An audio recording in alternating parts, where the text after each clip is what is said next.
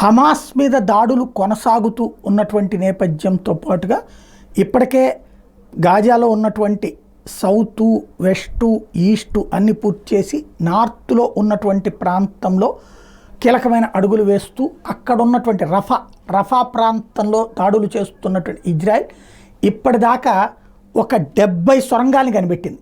ఇది సంచలనాత్మకమైనటువంటి అంశం.